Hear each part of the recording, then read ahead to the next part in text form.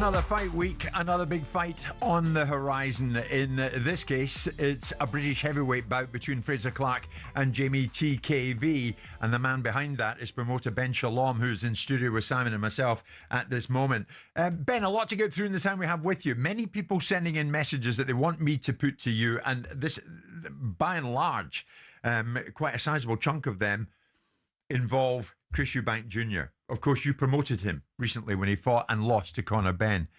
And it was so one-sided it wasn't true.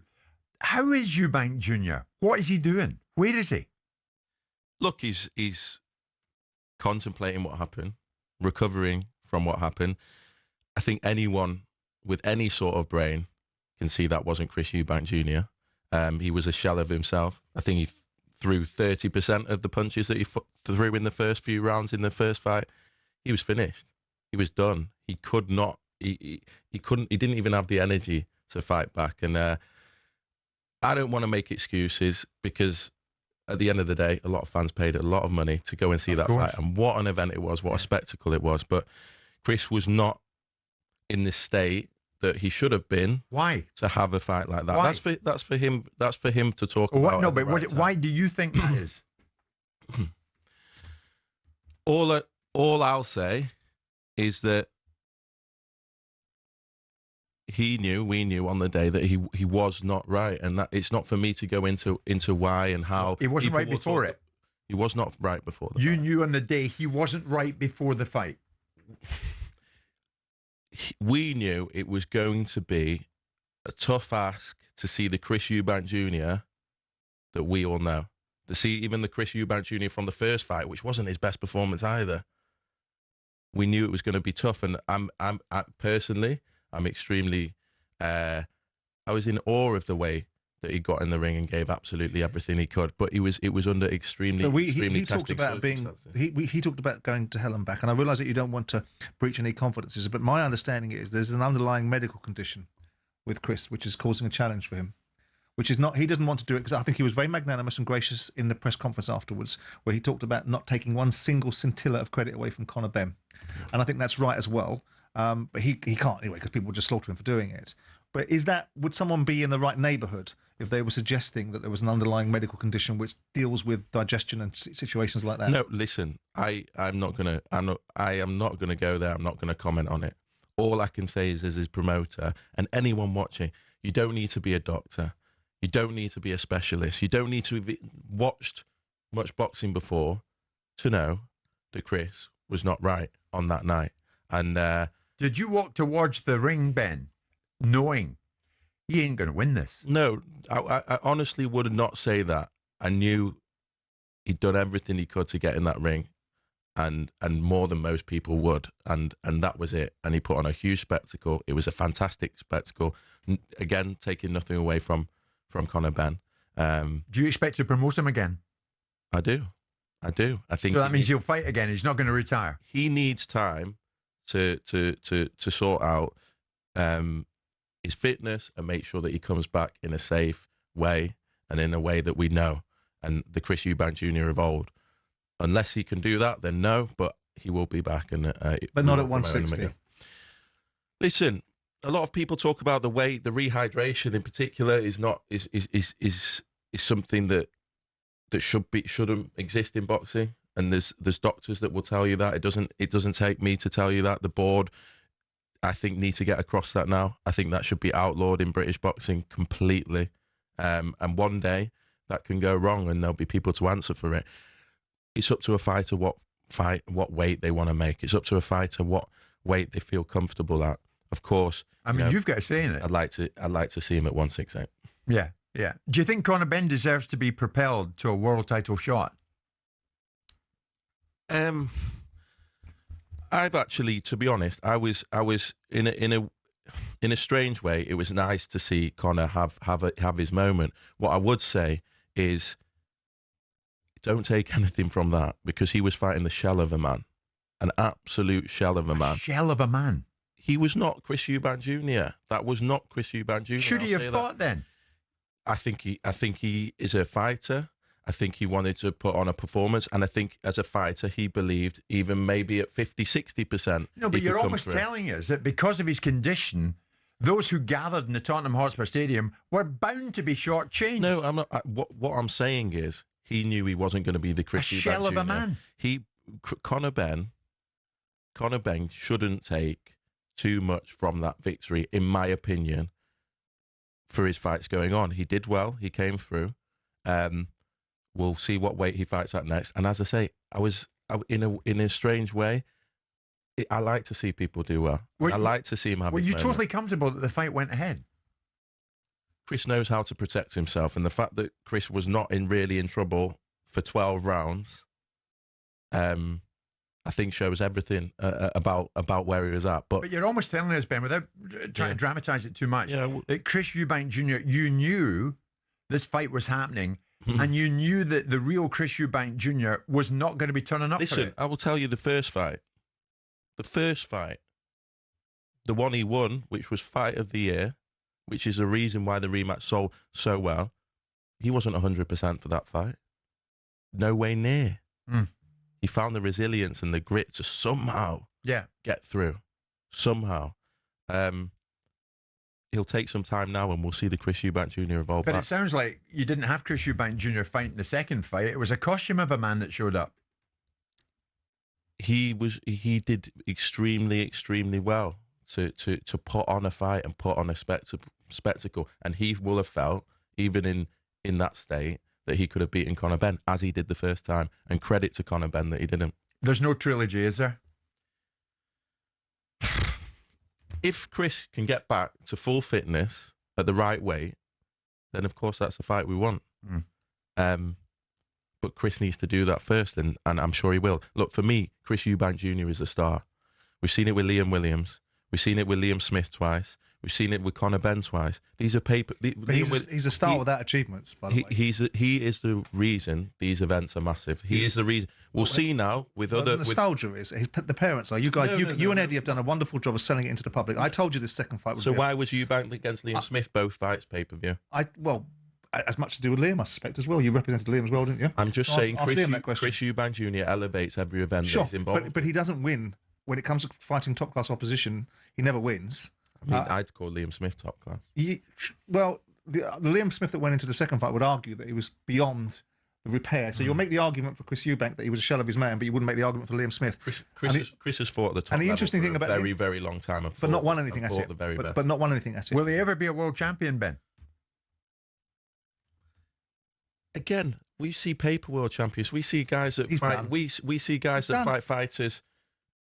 It depends. Simon says he's done. He's done. He's shot. I mean, the fact of the matter is, Bomac sat in the studio and told everybody, told me and told Paul Smith and told Spencer 12 weeks ago that this guy was going to fight for a world title at 160. Nobody knows. No, he can't fight at 160. That's done. He doesn't want to fight at 160. And up until the week of the fight, up until 2 days before the fight, was telling everybody that Chris Eubank was going to use all the physical size and meet Conor Benn in the middle of the ring and do to him what a legitimate middleweight should be doing to a welterweight. It seems, Ben, like sensible thinking would prevail in that this mystery condition seems to add towards Eubank Jr. retiring.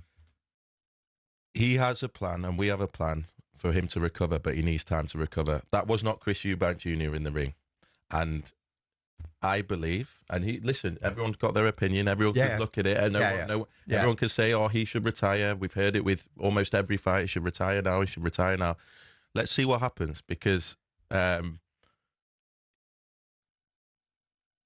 a big future in front of him. If you lot buy this again, I got, I had to eat my crow about the first fight because it was a barnstorming fight. The second fight was a public. If the public want to pay for a third fight, how can you say that? Right, first of all, that first fight was the best fight all year. Best fight in British boxing, maybe for many years. I don't think right? that's true. I think Conor Smith against Josh Boatzy was a better fight. Okay, technically a better fight. It didn't have the nostalgia. Well, listen, on that stage, it was unbelievable. Whatever you want to say about it, it's come and gone. Are you having Jake Paul in a couple of sentences? Are you having it? Well, I'm hearing that Simon's considering going, and he said Eubank Benn was a circus. Oh, that's news to me. But I didn't. It's easy to say. Come on, then. Everyone knows what this is. You're going to go to it. Everyone knows what Jake Paul versus Anthony. You didn't fancy Eubank Jr. Ben, but you're maybe going to go for AJ. But everybody knows. But everybody knows what Jake Paul versus Anthony Joshua is. I thought because I'm coming around to the world of thinking that entertainment and sport don't always have to have jeopardy in the middle. Nothing to do with the flow. You guys package this You guys packaged this as a legitimate fight. It was a pumped-up welterweight legitimate fight. Against a middleweight that was coming down with two fathers that sold it. Fantastic. You made a lot of money. Yeah. But if the public want to be sold a third fight, then more for them. Yesterday, not for the first time, this place seems to be the nerve centre when it comes to boxing. Of that, there is no doubt. And the boxers want to be on this show, and we're thrilled about that. It's fight week again. Always seems to be fight week at the moment, doesn't it? This time, we're heading towards a British heavyweight bout on Saturday night in Derby. Frazer Clarke against Jeamie TKV. Frazer stands at 9 wins with 7 knockouts, with 1 draw and 1 defeat on his record, both against Fabio Wardley. Jeamie TKV stands at 8 wins, 5 knockouts, 2 defeats on his record. And this is his first fight since a defeat to David Adley back in April. So in here with Simon and myself yesterday, Frazer Clarke sat to Simon's left and Jeamie TKV sat to my right. And it got a bit frosty. All I've done is try to show Frazer respect, yeah? Yeah. So, show Frazer respect, but all he's done is, obviously, in person, we show each other respect, but behind the keyboard, he's always disrespectful. What example, mate? What looking What, when he's on social media? Yeah, on social media. What was it on social media? Huh? The other day you were talking about punching my head in. Was you not? That's what I'm trying to do. No, but you're doing it in a disrespectful way and then you jump in my DMs. Okay, so what... Oh, Jeamie, I'm going to punch your head in. No. What do you want? How do you want me to go about it? Don't talk to me. Go and do it then. Go and do it then. Okay, what we'll see. Stand in the middle like is there a respectful way to say that I'm going to punch you up? Is there a respectful way to say that? It's nothing to do. Look at the DMs. You know your DMs. We go back and forth in the DMs, bro. You know I'm laughing at my phone. I don't know if you're sitting there angry about it. I'm laughing at the phone. Literally, if I had a problem with you, I'd tell you there's a problem with you here. No, I got no problem with you. You're another fighter. But you want to keep this screw face, this angry energy, makes it horrible for everyone else, like I said. But you don't care. You don't care. You want to be a thug, mate. Go and be a thug. No one's trying to be a thug. You trying to be a gangster and scare people. Go and do that. Go down on the street corner right there. How's you're this like being a clown, gangster? You're embarrassing. Ben, when you heard that, did it surprise you? Because it really did kick off. It was nasty. I was surprised. I think I've worked with these two guys a long time now, and there's so much in this fight. There's so much on this fight for both of them. Jeamie TKV obviously coming off against fighting David Adley, where he won most of the rounds. He won, if not every round, was on course for a victory and then had it taken away from him. It was ruled an illegal foul. The rematch was ordered. And he's been stewing on that for a long time. So I know it's a massive thing for him. But for Frazer Clarke, he has to win on Saturday night. And getting both of them in the room on the Monday probably wasn't the smartest idea. But both of them are extremely under pressure. You know, this is on BBC Two. This is in front of a national audience on Saturday night for the British heavyweight title. And everything is on the line. I have to say, the man to your right, Mr. Simon Jordan, you for some reason decided to move in and give them a ticking off, which was pretty much ignored by both of them. Well, I just felt that Jeamie was getting too aerated, and I just wanted to deploy some logic, which of course is not the thing you need to do on fighters. Logic isn't part of the equation to go into a ring and punch one another's faces in. But I thought Jeamie was just being a little bit too much. I thought the atmosphere was becoming too intimidating, too toxic. And also I didn't appreciate him glaring at me like I was wearing his clothes. So I felt it was wise. I thought it was wise to tell him in the break, which it wasn't wise to tell him in the break. He wasn't happy with Simon. He wasn't happy, but I don't think Simon was happy with him. Blow it out his backside. What we're going to see, Ben? I mean, are there going to be levels to this fight? What will unfold, do you think? Look, I think when you look at the Fabio Wardley fight last year with Frazer Clarke, you can see the level of Frazer Clarke. A lot of people felt he won that first fight. He got docked a point. He ended up with a draw, and we know what happened in the second fight. Fabio Wardley now sits here as heavyweight champion of the world, which is an incredible story. But I think Frazer must be looking at that thinking, I'm only 9 fights in. If he wins on Saturday, I believe he breaks, or if not levels, the fastest number of fights to a British heavyweight title. So he's still on course to do that. But I think he's looking at that thinking, wow, if things had gone differently that night, where would I be now? This is his opportunity. He's always wanted to win the British title. He's got to show his levels. He's got to show his levels. But Jeamie is a dangerous, dangerous fighter. People underestimate him. David Adley underestimated him. Yeah. There's a reason why he swerved that rematch. He knew he couldn't lay a paw on Jeamie TKV, and he's a very tricky operator. So Frazer is going to have to show his levels. I think it's going to be an unbelievable fight. And Jeamie knows, as you saw yesterday. There's a huge amount riding on Saturday. Yeah, I mean, for Frazer, if he's wanting to get into world title contention, he has to put him away on Saturday. He does. I think it's one of those stages, as you said, he can't afford to lose. He wants the big names. He wants to be fighting for world titles. He's a very popular heavyweight, probably one of our most popular heavyweights in this country. He has the ability to sell out arenas. He has the ability to have huge fan bases. He has the ability to go and win world titles. But he has to show his level on what Ben said, that he's got the ability to show that he could be a world title level. Do you believe that, Simon? Do you think Big Frazer still has it in him to be spoken about in that conversation, the ultimate conversation in boxing, where you're being spoken about as a world title contender? Well, I think the best performance that we saw from Frazer, I think personally, was the performance in the first fight against Fabio. I think we saw performances against Dave Allen, which Dave Allen talks about the fact that he thinks he quit in that fight. I thought we saw an uninspiring performance against Marius Wack, that obviously Moses Atoma a year later went and blew him out, or 2 years later went and blew him out of the ring in a round. So I think, obviously with a great amateur career, a lot was expected of Frazer. Of course, Frazer is one of the most likeable, nice blokes you'll ever come across. He is what we describe him as, Big Fraze. Everyone describes him that way because that's what he goes by. Yeah.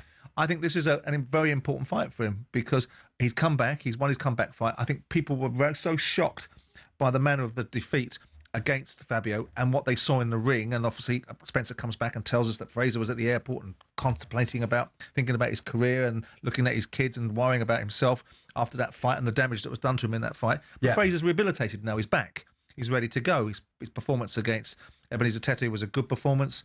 And he needs to deal with Jeamie TKV. Now, whatever you think about the situation in the studio yesterday, the fight with David Adelaide was a fight that nobody wanted to see again, because it was not a nice fight to watch. It wasn't an appealing fight to watch. Who's ever thought that was? It was a combination of Adelaide and Jeamie TKV. I hope that, given we've seen energy and hostility, and we saw it between Adelaide and Jeamie TKV, and then we saw a stinker of a fight. Yeah. Respects. Yeah. I'm hoping that we see a good fight on Saturday. Both said they're going to knock one another out. I hope that's what we see on Saturday, which is a good fight, and Frazer kicking on. Now, going to your question, can he win a world title? Depends who he gets matched against. Do I think that Frazer can win a world title? I think it's doubtful. But do I think he can have a very respectful and high-end career?